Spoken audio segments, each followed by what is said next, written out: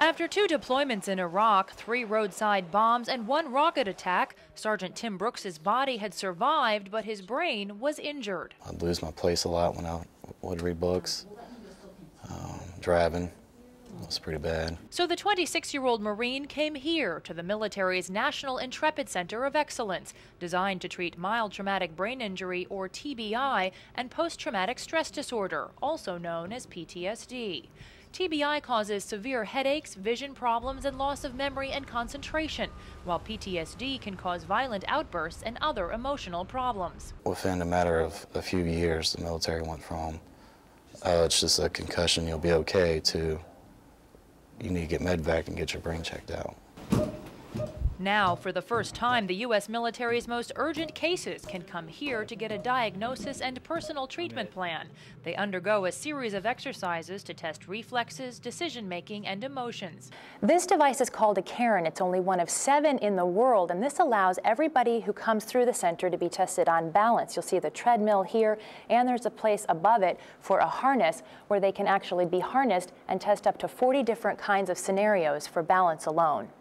And it all happens under the supervision of a team of doctors, therapists, psychologists, and nutritionists. Dr. James Kelly is the center's director. There's an exchange of information that allows for them to feel better understood and to be better understood. That approach means patients spend less time explaining their problems and more time fixing them. But Dr. Philip Perdue is keenly aware that patients would never make it here without incredible advances in stopping blood loss in battle.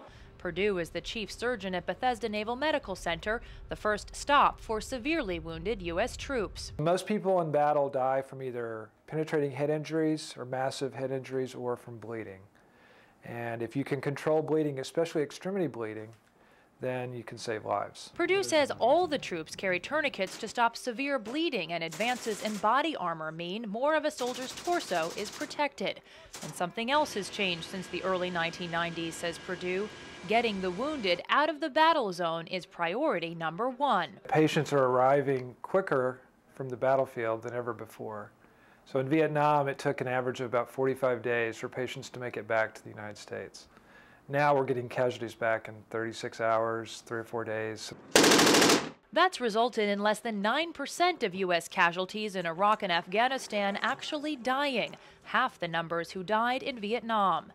Even with American forces due to leave Iraq next summer, the war in Afghanistan is expected to continue for at least 4 more years, meaning many more troops will still need the medical miracles that continue to evolve at the best military hospitals in the United States.